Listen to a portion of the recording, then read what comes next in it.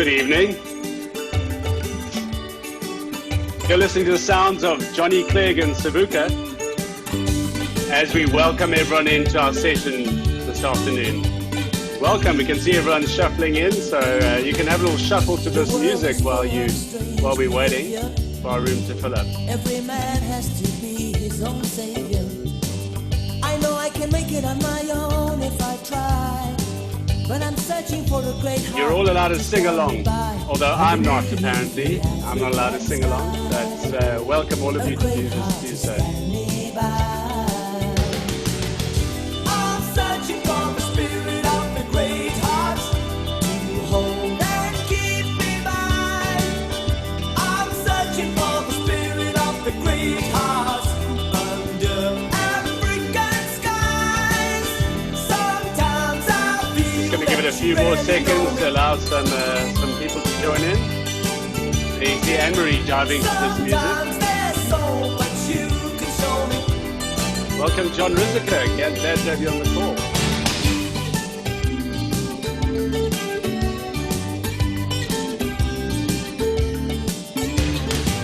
There's a highway of stars across the heavens.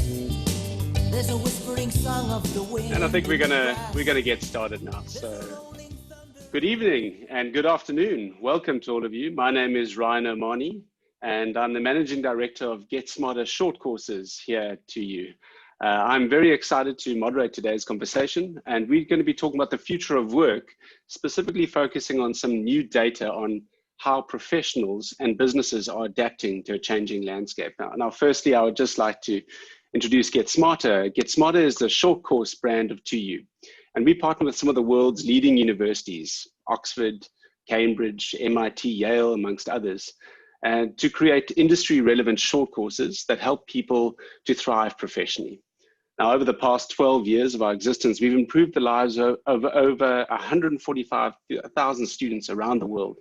And all of this from our home base here in Cape Town, South Africa. And that is actually where the three of us who are on this panel are presenting from tonight. It's nighttime in Cape Town. If I look out the window, we have the beautiful harvest moon lighting up our faces, but it's a little bit late for the three of us. If you see our eyelids drooping, please pop a thought-provoking question into the chat, and we'll make sure that we respond with energy. So we're speaking about the future of work tonight, and I think we can start by just agreeing that the future of work it's a bit of a misnomer, really.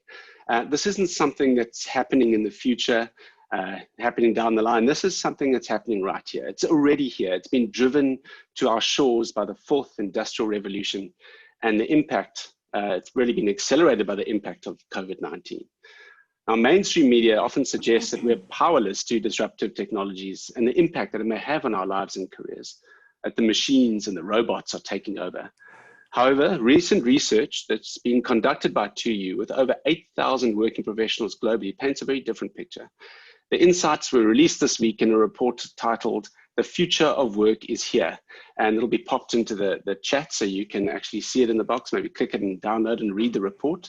It's extremely insightful and tells us how we as humans are uniquely poised to adapt and thrive in this new ever-evolving world of work. And tonight, I'm joined by the two people that spearheaded this research. So welcome to 2U's Head of Product Strategy and Research, Anne-Marie Hofinger, and 2U Director of Product Strategy and Research, Karina Bean. Welcome, Karina, and welcome, Anne-Marie. We're going to be referring to Anne-Marie as AM as well. So if you hear AM, it's not, we haven't got the time difference to the morning just yet, but we're referring to Anne-Marie. So over the next 40 minutes or so, we're looking forward to them sharing the insights from this report. We'll also be answering questions from you, the audience, and thank you for joining us today.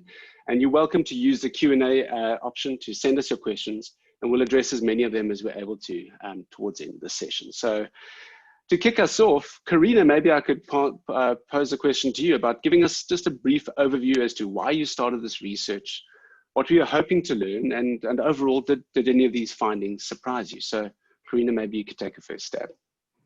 Sure, right. So you mentioned this briefly in your introduction. We've been led to believe by mainstream media that robots may take over most of our jobs.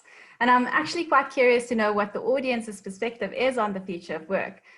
But as an organization who partners with the world's leading universities to prepare individuals for the future, we wanted to see if this is true, and if so, to what extent. So we're certainly not the first to do research into the future of work or the fourth industrial revolution, but we are in a very unique position. We have access to a database of individuals who have actively taken the steps to remain relevant in their jobs. So for this survey, we had 8,042 respondents who responded, and they ranged from individual contributors all the way up to C-suite executives.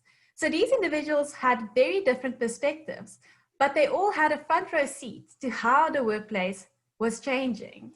So, do you mind if I just pause for a second there? I mean, Anne-Marie, you've quoted this to me in terms of that sample size. Give us a sense as to how relevant that is compared to other studies that we've seen out there. Me. Anne-Marie, yeah, please. Yeah, I mean, it's a significant sample size. You know, I always like to benchmark us against the blue chip organizations, the big consulting firms. And when I look at our sample size of 8,000, that's statistically significant. And the actual respondents that we got in, those C-suite individuals, you just think of how important, how valuable their time is. So to get those kind of insights is really, really critical. And it compares incredibly well from a benchmarking perspective versus other studies that we've seen where you're working with samples of 1,000, 1,500 worldwide. Okay, so really significant. Karina, I'm going to throw it back to you just to kind of help us understand, you know, what you were asking these individuals. You said they had the front row seat, so maybe you could give us, go back to that. Yeah, so that's really, and to that point, Anne-Marie, I saw a study the other day that boasted findings with I mean, base sizes of 20. So this really is significant. So Ryan, to your point, so we reached out to them and we turned to them to get a nuanced understanding of what was happening. And we asked them how they were preparing and how humans should be preparing for the future, especially with the seismic shifts that happened this year with COVID-19.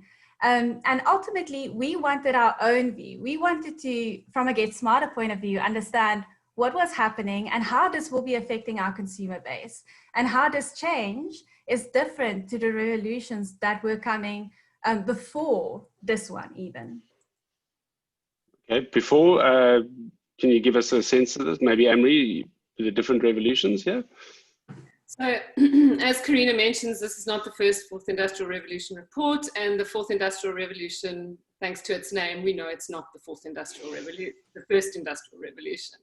It's also not the first revolution that is driven by technology. I think that's an element that was present in all other revolutions. If you think of steam, if you think of electricity, and if you think of digitization, those are all revolutions that happened thanks to those technological advances. We also know that each revolution had its victims, and I was in preparation for this talk, like looking through, you know, who are the victims that fell by the wayside? And our four-legged friends, the horse, were actually the first victims of the mechanization revolution. So, you know, thinking back to the 1890s, and I'll use the US as an example, there, for every 5 people alive, there was 1 horse, which is a pretty big industry when you think of the fact that horses need to eat, and they need shoes, and they need grooms, and they need stables. And the interesting thing, I think, which is very relevant for us right now, is this industry was even brought to a standstill by the first horse flu pandemic, which really brought New York City to its first pandemic-related standstill. So even before the Great Flu of the 1918. So yeah, as I said, history repeats itself, and I'm sure I'm not the only one that we wished the pandemic part hadn't. Going back to the revolution and why this one is different, I think firstly there are a number of different factors which are converging to drive the changes, and Karina will talk to that in a little bit more detail. But what I want to touch on is the ubiquitousness of technology and its interconnectedness, right? So it's everywhere. It's in our cars, it's in our homes, it's even on our bodies, and in some cases it's inside our bodies. So it's this connection of physical, digital, and biological systems. And this has resulted in the magnitude of change being immense. And we felt it. I think we very much felt it in the last 6 months because it's been accelerated, and our data actually shows this. When we ask Carry on, please. when we asked respondents how much change they'd experienced in the workplace in the past 18 months, 57%, so an overwhelming majority responded saying either significant change or a complete overhaul.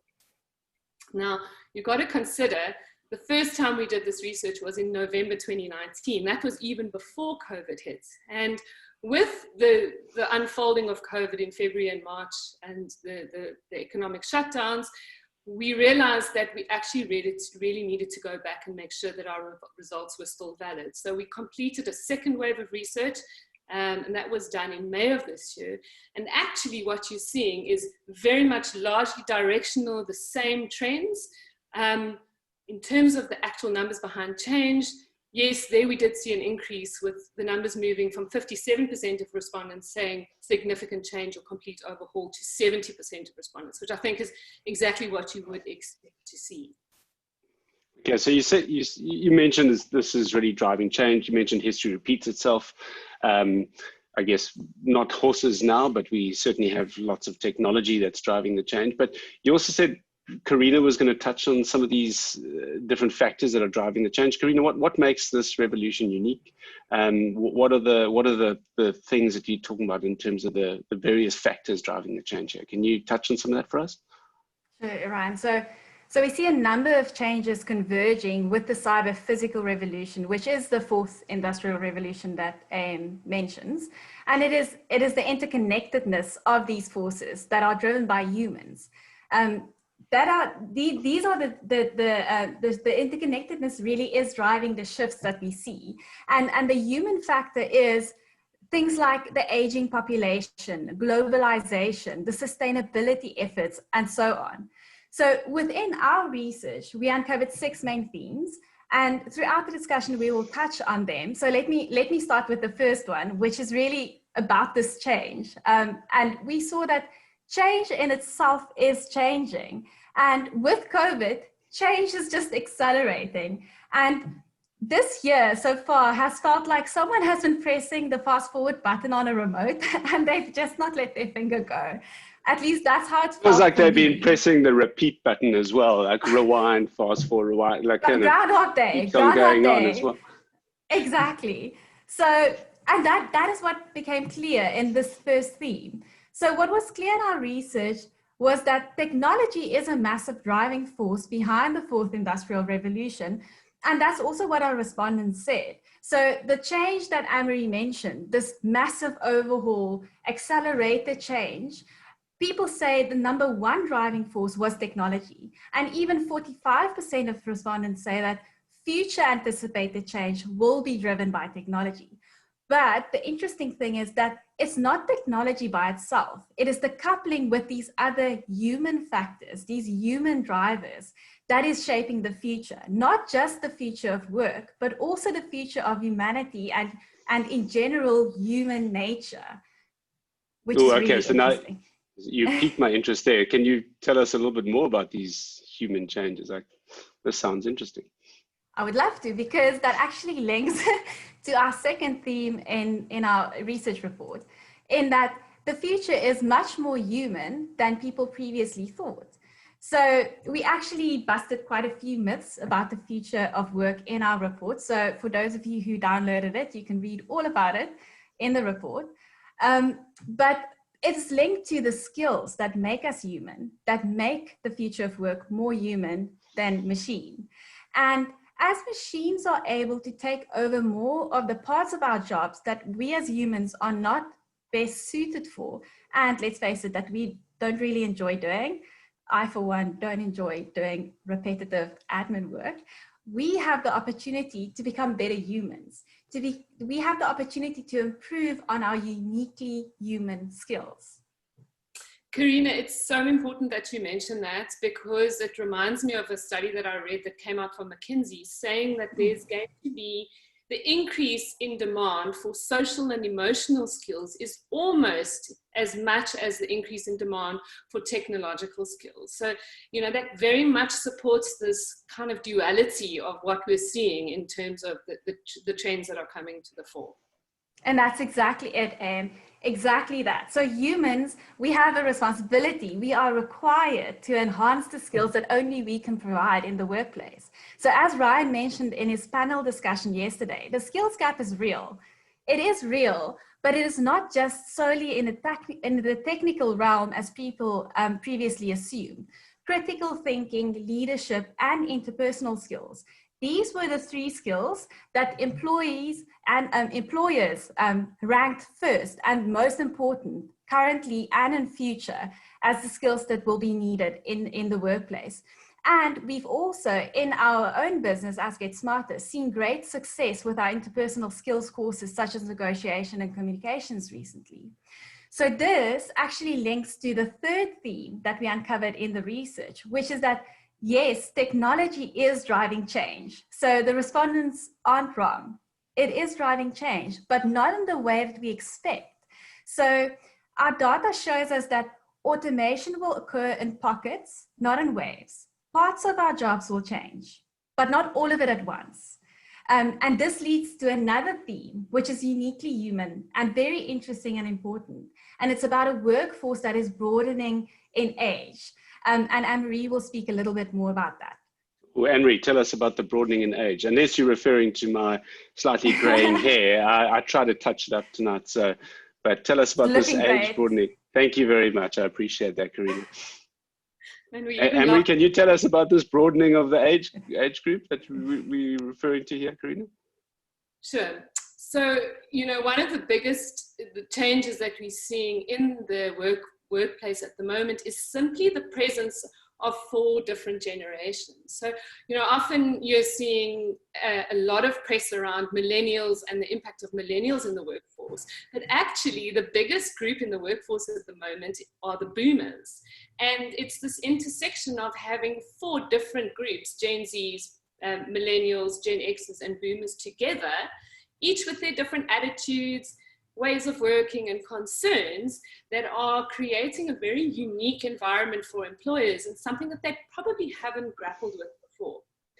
Unlike the mainstream research that we've seen, we see this as quite a positive. So instead of playing into the tensions, what we've read into this is the different generations are able to learn from each other. And you are seeing that there are positive elements that are coming out. For example, the younger generations often provide a voice to concerns and needs that older generations have had for a really long time, but have never actually been able to articulate or speak about. I can relate completely. I do appreciate when someone speaks up when I feel I should just be silently suffering, but please carry on, Henry.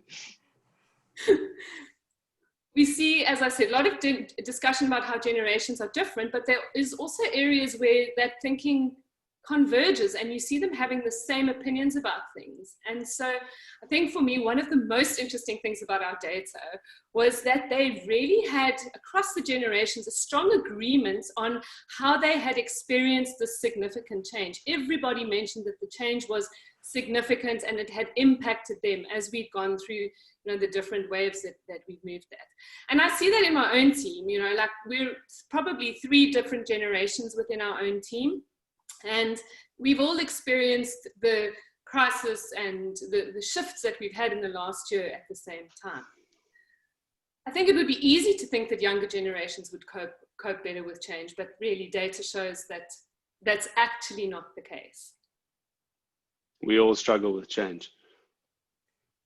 Where we do, however, start to see generational skills gaps or generational attitude differences is around the skills gaps and how the different generations intend to close those gaps.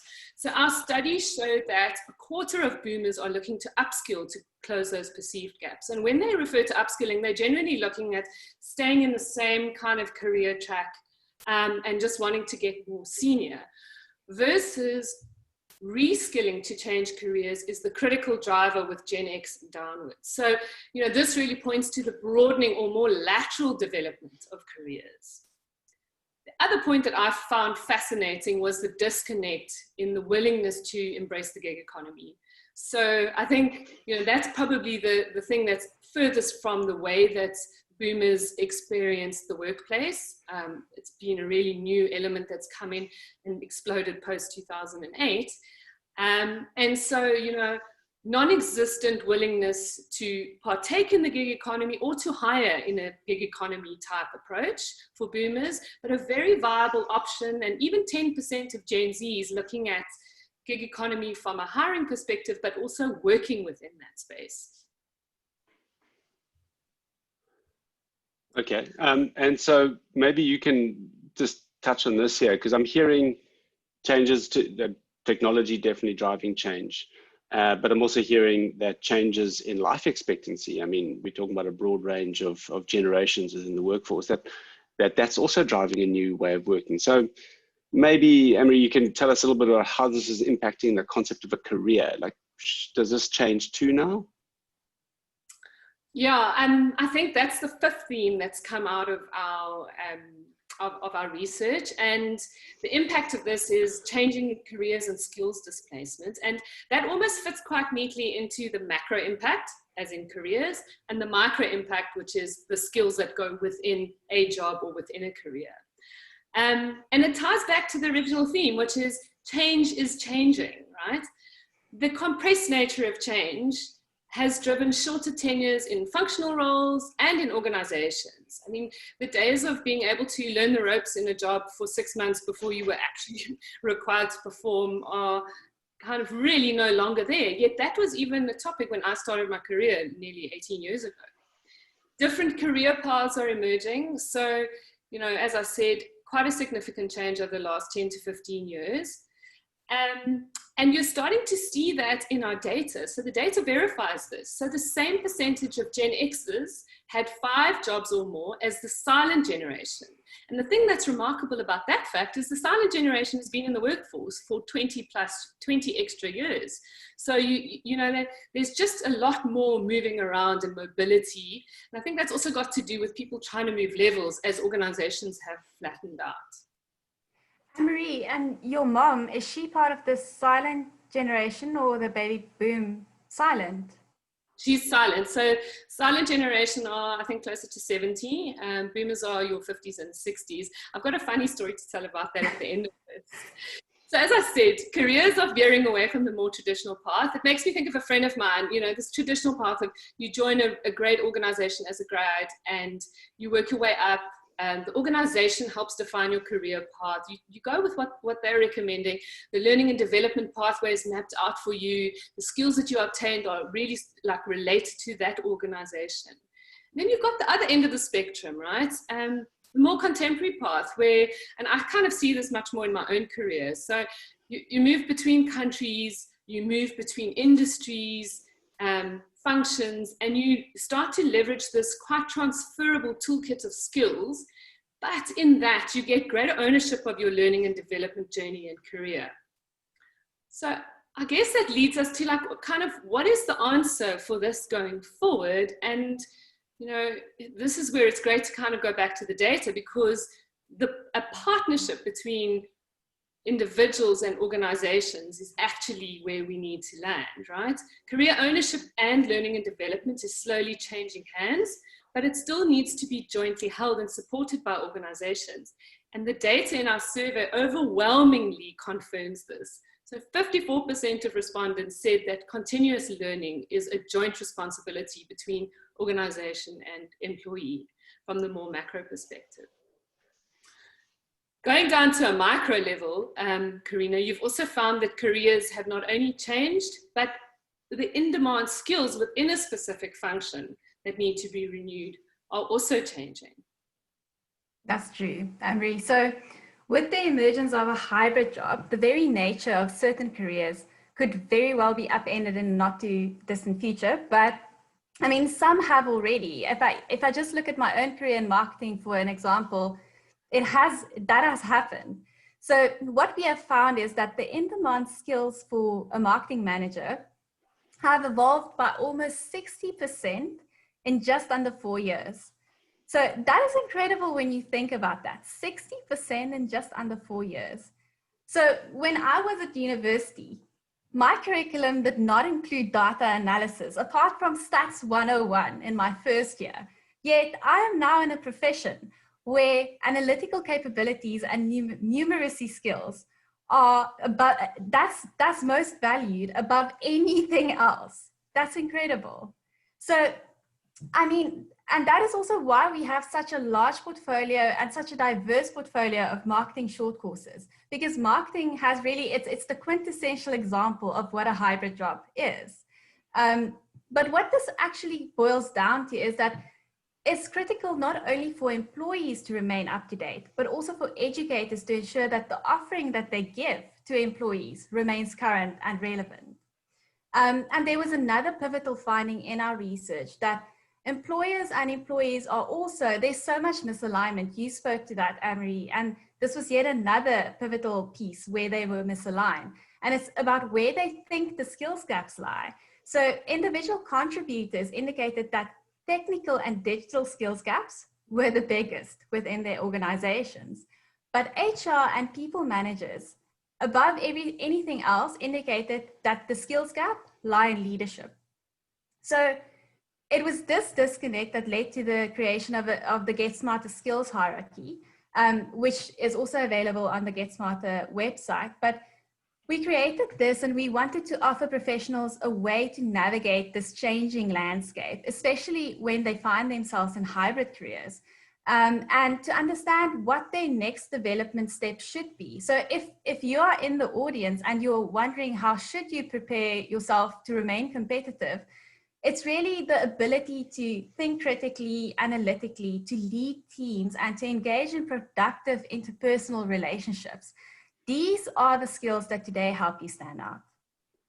Okay, thank you, Karina. I'm going to pick up on that a bit because, so, I mean, we're talking about changing technology. We're talking about changing humans, certainly getting older in the workforce. We're talking about changing skills. I mean, you spoke to this now, and then how careers are managed, certainly changing, people taking ownership of their careers. So explain this, like people taking ownership of their careers. What do they, please excuse my husky evening voice, what do they need to do to succeed and to thrive in this new economy? Like, what do they need to do to succeed? Can you give us some insight into that?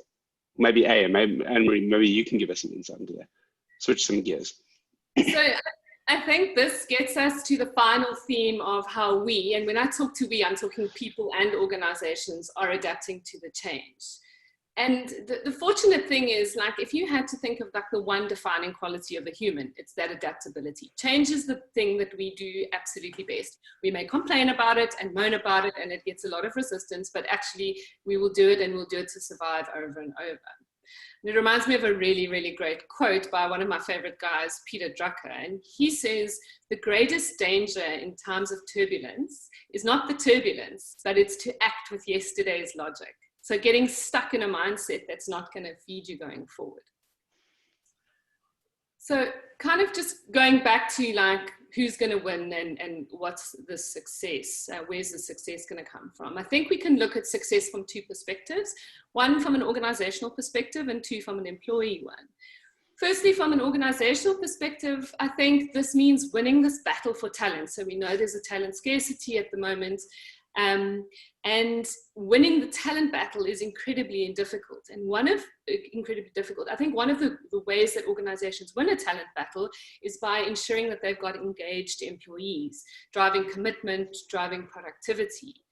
And the best way, or one of the best ways to drive that engagement is to invest in the learning and development of those employees. And the reason that we know this is that 92% of the respondents to our survey agreed with the statement that when my organization invests in my learning and development, I am more committed, I am more engaged to them. So there's a really kind of direct relationship and super overwhelming in terms of positivity. I think the thing that is concerning, even with all of this talk about the future of work, I mean, it's all over the World Economic Forum, we see it through the Deloitte reports, McKinsey, etc., is that overall we are still seeing a decrease in the percentage of employees undergoing training since the early 2000s. So it peaked around about 2004, 2005 from what we've seen, and slowly but surely that's been kind of decreasing. Okay. If I can maybe jump to one of the questions here, because we've got some questions coming in. So One question coming in here about biggest disconnect between HR leaders and employees who responded to your study. I don't know whether Karina or Anne-Marie, you want to take that one? Because you touched on disconnects now. Yeah, I'm going to talk to that. And I think that's exactly the next point. So if you look at what employees, where the disconnect for employees is our study highlighted that evidence of lifelong learning is the #1 factor that employers are looking for on CVs. So that's really kind of interesting, but it becomes even more interesting because candidates haven't got there yet. So we were able to split our 2 respondent groups, and the one respondent group was your HR and your learning and development people, and the other group was employees. And basically employees responded saying that they thought depth of experience and breadth of experience were the 2 most valuable things on the CV. So, you know, what employers are looking for and what potential candidates are putting on that CV are not there. And I just know from using a personal example of my own, like the last time I pulled a CV together, I was much more focused on highlighting my successes and my experience on the job. I left out my latest certificates and things like that. Were there anything else you left out, Anne-Marie? Just want to know, just thought you might want to run that through HR. No. And you still hired me anyway, Ryan. Thank you. Good to know, good to know.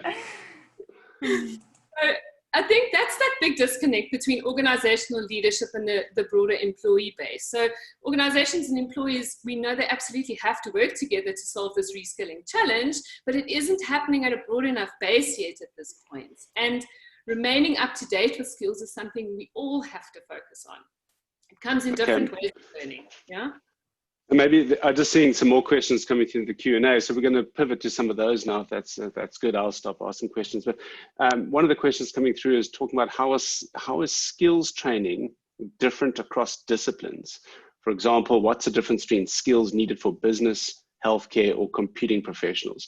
Karina, maybe I could ask you to take that. You spoke about this hybrid jobs. So is there some sort of difference here between the different disciplines? Could you maybe attempt to tackle that one?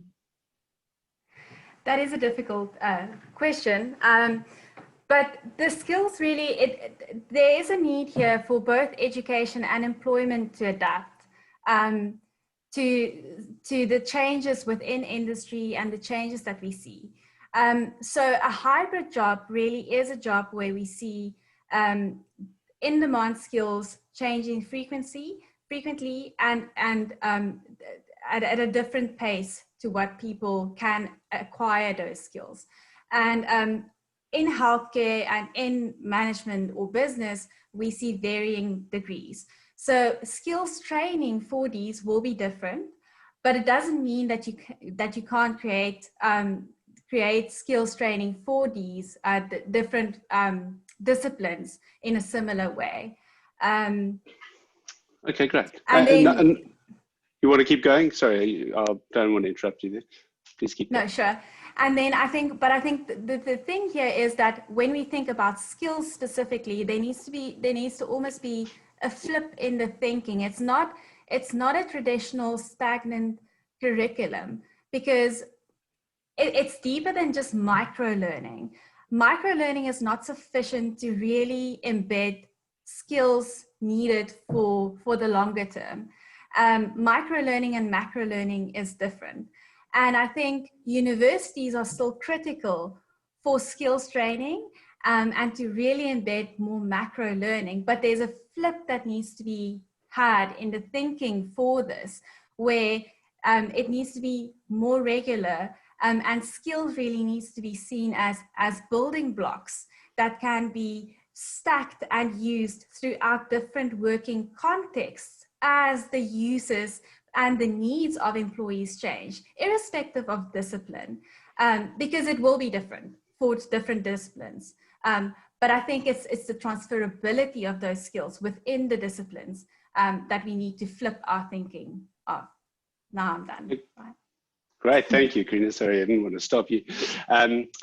Another question has come through here, and Anne-Marie, I'm going to ask you to take this one because I know leadership is an area that you are super passionate about. This question is asking, in a world where our humanity is strengthened through technology applications, leadership is being elevated in importance. And I think this is something that you said was coming through in the study.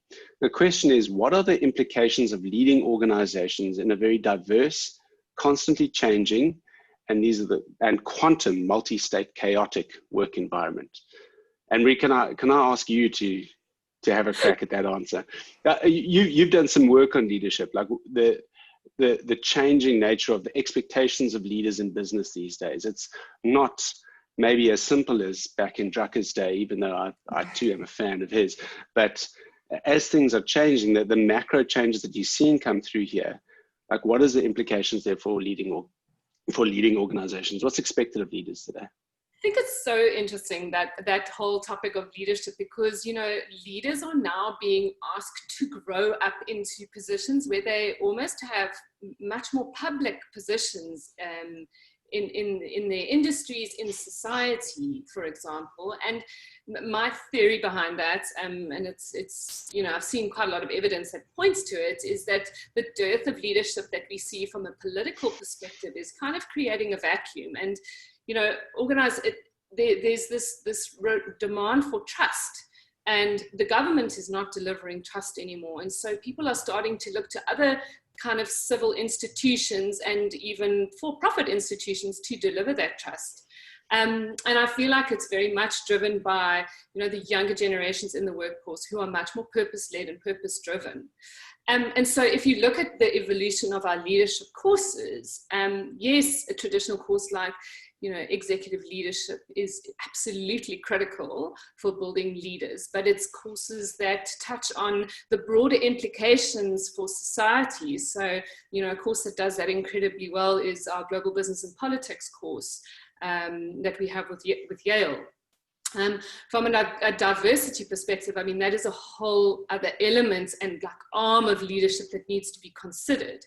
And I think, there are different angles you can look at it from: women, race diversity, gender diversity, I've touched on that, sexual orientation. All of those elements are new lenses of consideration that we need to start bringing into play. And so you will start to see specific nuances in leadership development starting to come through. And we already see that with our Women in Leadership courses and our Diversity and Inclusion course, which we've just launched with Northwestern. And Alvin Tillery is going to be teaching that, and I think it launches in 2 weeks. It's going to be really exciting. Another question here, and maybe this is, let me just see here, this is probably one for, I don't know, I'm going to ask who would like to take this one. Question is, why should the organizations hold ownership on a person's L&D if they know that the person will probably leave in 3 to 5 years?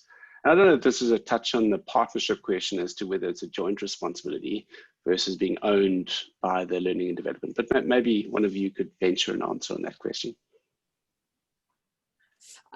I've got a really interesting quote that I heard once that said, why should we develop our people? Because, we're going to invest in them and then they're going to leave. And the retort or the return on that is, what if we don't and they don't leave, right? That's exactly what I was thinking, Anne-Marie. And I think, with the war on talent, for talent, there is such an important return on investment that you start getting immediately from having an engaged, motivated, productive employee versus, not investing. The other element is, you will get return. 3 to 5 years is pretty much starting to become a standard tenure within organizations. That's even in some countries, more developing economies where people are needing to jump jobs quicker in order to amass wealth and elevate their salaries. That's happening faster. But the benefits of investing in someone go beyond just what they put back in, what they bring from a cultural perspective, their engagement, how they lead their teams. I think the argument is just incredibly strong.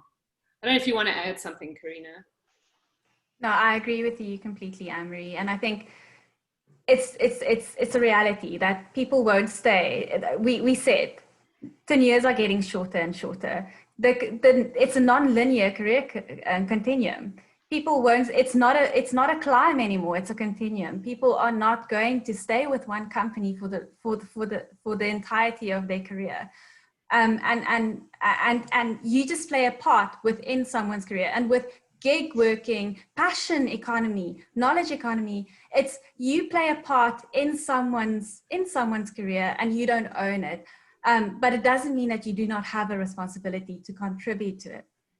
Someone contributes to your organization and you contribute in return. And I think that's really what it is about. It's not a question of whether you should or shouldn't.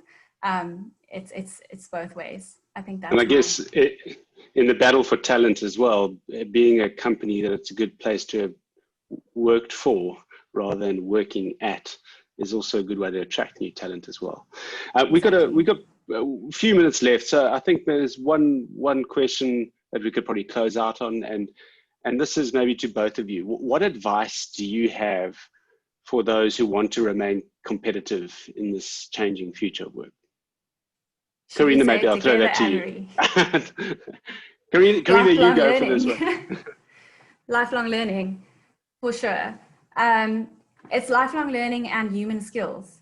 As we said, what people are looking for, what people in hiring positions are looking for on a CV is that you constantly upskill yourself. So if you can prove that you are a lifelong learner, that is key. That will keep you competitive. And also, if you have some way to show on your CV, on your LinkedIn profile, in some way show these transferable and more human skills, which is difficult to show on a CV. It's easier to show hard technical skills on a CV. And I think that will be the CV challenge of the future. How do we translate our more human capabilities in a CV? I think that will keep you competitive.